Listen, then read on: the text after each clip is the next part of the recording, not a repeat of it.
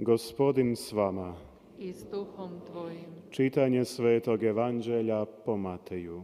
Slava tebi, Gospodine. U ono vrijeme, kad je Isus čuo da je Ivan predan, povuče se u Galileju. Ostavi Nazaret, te ode i nastani se u Kafarnaumu uz more, na području Zebulunovu i Naftalijevu, da se ispuni što je rečeno po proroku Izaiji: zemlja Zebulunova i zemlja Naftalijeva, put uz more s one strane Jordana, Galileja poganska, narod što je sjedio u tmini, svjetlost vidje veliku. Onima što mrkli kraj smrti obitavahu, svjetlost jarka osvanu. Otada je Isus počeo propovijedati: obratite se, jer približilo se kraljevstvo nebesko. I obilazio Isus svom Galilejom, naučavajući po njihovim sinagogama, propovijedajući evanđelje o kraljevstvu i liječeći svaku bolest i svaku nemoć u narodu. I glas se o njemu pronese svom Sirijom. I donosili su mu sve koji bolovahu od najrazličitijih bolesti i patnja, opsjednute, mjesečare, uzete, i on njih ozdravljaše. Za njim je pohrlio silan svijet iz Galileje, Dekapola, Jeruzalema, Judeje i Transjordanije. Riječ Gospodnja. Slava tebi, Kriste.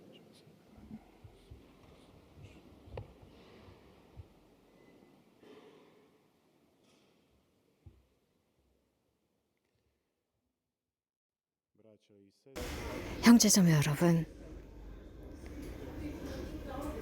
어제 우리는 주님의 공연 대축일을 지냈습니다.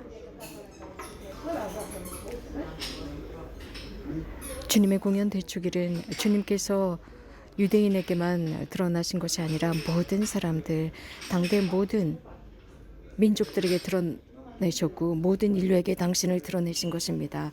그렇게 함으로써 인류가 하느님의 형상을 열망하도록 하셨습니다.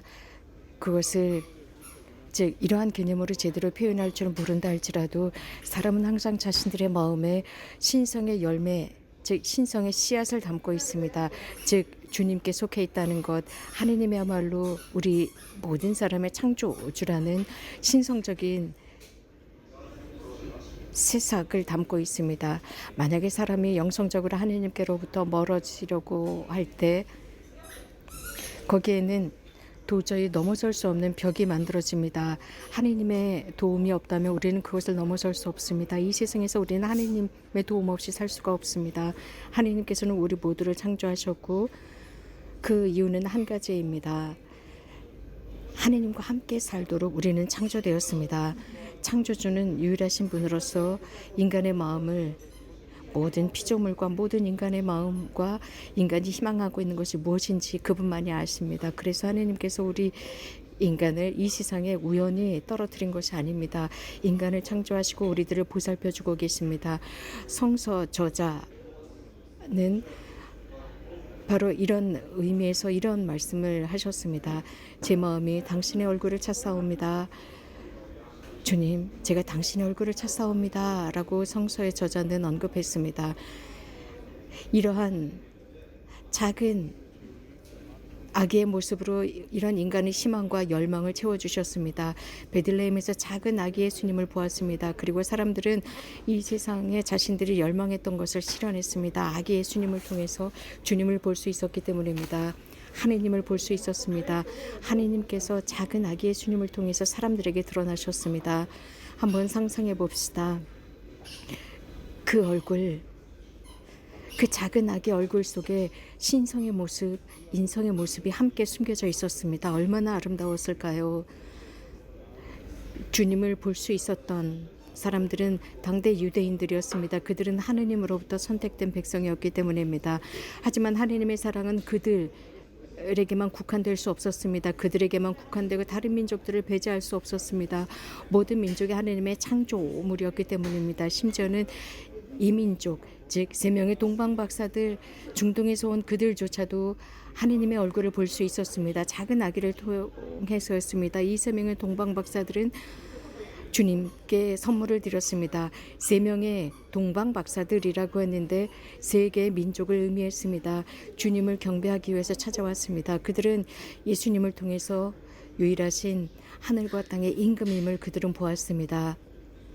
그래서 모두가 그분을 자유롭게 마음의 자유 속에서 그분을 섬겨야 한다는 것을 그들은 알았습니다. 하나님께서는 그 어떤 누구도 당신의 구원의 프로젝트로부터 배제시키지 않습니다. 왜냐하면 우리 모두가 하나님의 집으로 불린 사람들입니다. 예수님께서는 모든 민족에게 기쁜 소식을 전하셨습니다. 오늘 시편에서 분명하게 이 부분에 관해서 언급하고 있습니다. 너는 내 아들, 내가 너를 낳았노라 라고 했습니다. 내가 너에게 내 유산을 주겠다고 하셨습니다. 너에게 모든 민족을 지배할 수 있는 힘을 주겠다라고 했습니다. 이것은 구원입니다. 그 어떤 누구도 배제당하지 않았다는 것입니다. 하나님과 함께 살 수 있도록 자신의 삶을 구원받을 수 있도록 주님께서 제공해 주신 것입니다. 주님의 공현은 다름 아닌 바로 이것을 기념하는 것입니다. 모든 민족이 초대받았다는 것입니다. 그래서 하나님의 유일한 백성이 되도록 초대받았습니다. 오늘 복음에서 예수님께서는 갈릴리아로 들어가시는 모습을 보여주고 있습니다. 세례자 요한이 체포당합니다. 또 나자렛 예수님이 거부당하는 상황이었습니다. 이런 상황 속에서 사실 예수님께서는 갈릴리아로 피신하셨다고 할 수 있습니다. 구약의 저자는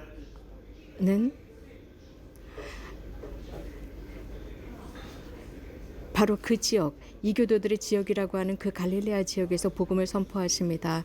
실제로 그 목소리가 완성되었습니다. 그 백성, 어둠 속에 있었던 그 백성의 큰 빛을 보았다입니다. 그곳에 살고 있었던 사람들, 어두운 곳에 살고 있었습니다. 그곳에 큰 빛이 비쳤습니다. 그곳에 살고 있었던 백성, 어둠의 길을 걷고 있었던 그들이 큰 빛을 보았습니다. 그래서 그들은 이스라엘 백성에 속하지 않았던 사람들, 그렇기 때문에 그들은 하나님께 속하지 않았다고 그들은 취급받았기 때문에 빛이 없이 살고 있었습니다. 그러나 그런 곳에 바로 예수님께서 가셨습니다. 당신의 선포를 통해서 그곳에 가셨고 그 선포, 그 말씀 설교를 통해서 어둠을 물리치는 거대한 빛이 되셨습니다. 예수님께서는 빛 중에 빛이셨습니다. 요한이 언급한 대로 참빛이 세상에 오셨다 했습니다. 그 참빛이 모든 민족을 비추고 있습니다. 당신의 진리와 교리로 비추고 계십니다. 만약 우리가 또 다른 이미지를 사용한다면 형제자매 여러분, 그것은 어둠 속에는 빛, 생명이 없다는 뜻입니다. 세상에 생명이 존재하기 위해서는 태양과 따뜻함, 온기가 필요합니다. 이런 빛이 없다면 생명은 있을 수가 없습니다. 이렇듯 예수님께서는 빛입니다. 그분 없이 생명이 있을 수 없기 때문입니다. 예수님이 안 계시는 그곳은 어둠이 있을 뿐입니다. 그곳에는 어떤 것도 자랄 수가 없습니다. 생명이 없기 때문입니다. 어둠, 또 그 어둠은 영혼의 상태를 의미하기도 합니다. 죄의 상태, 절망의 상태를 의미합니다. 하지만 빛이, 그 찬란한 빛이 빛입니다. 창세기에서 하나님께서는 카인에게 묻습니다. 왜 내 얼굴이 그렇게 슬프냐라고 했습니다. 그 뜻은 착한 일을 할 때 얼굴은 반짝이게 마련이기 때문입니다. 빛은 또 다른 게 표현되고 있습니다. 창세기에서 표현되는 말로서 창세기의 초엽에 하나님께서는 빛을 만드셨습니다. 창조의 첫날 빛을 만드셨다라고 했습니다. 성서의 저자는 곳곳이 다 어둠에 쌓여 있었다라고 했습니다. 깊은 어두움에 잠겨 있었다라고 했습니다. 어두움은 하나님의 사랑이 아직 인간에게 전파되지 않은 상태를 의미합니다. 그래서 우리가 오늘 복음도 이런 방식으로 이해할 수 있습니다. 어둠 속에 있었던 사람들, 이민족들, 그들에게 아직 구원의 메시지가 전파되지 않았다는 의미입니다. 그래서 그들은 어둠 속에 있습니다. 그러나 예수님께서 오심으로써 이민족들도 하느님의 말씀으로 비추어지고 구원으로 초대받았습니다. 여기에서 창세사와 예수님의 활동을 비교할 수 있습니다. 깊은 어둠이 있었다라고 창세기에서 언급합니다. 그러나 가장 첫 번째 창조의 활동은 빛이었습니다. 하나님께서는 새로운 것을 창조하십니다. 다시 말씀드리면 하나님께서는 당신께서 빛을 만드시고 우리들을 창조하시고 우리들을 쇄신시키십니다.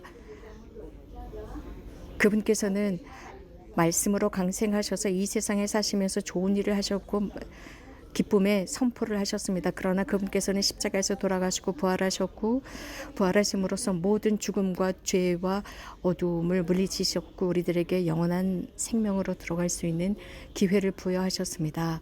형제자매 여러분, 이 어둠에 관해서 일반적으로 말을 한다면 하느님의 말씀을 아직 알지 못하는 이들이라고도 표현할 수 있습니다. 물론 우리는 살아가면서 각자 양심 성찰을 소홀히 할 수 있습니다. 하지만 우리 모든 신자들이 양심 성찰을 해야 합니다. 양심 성찰을 하면서 혹시 내 안에 어둠이 있는 것은 아닐까 보아야 합니다. 그리스도의 빛이 그런 어둠이 있다면 그곳을 비추어야 합니다. 완전하게 그리스도를 통해서 그 어두움을 비추어야 합니다.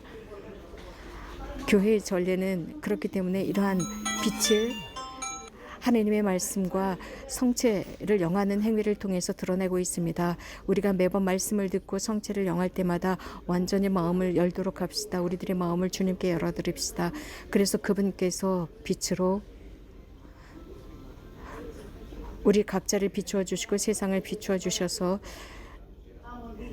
그분의 별을 따라 영원한 삶, 지복직관의 삶, 그분께서 계시는 그 삶으로 들어갈 수 있도록 합시다. 아멘.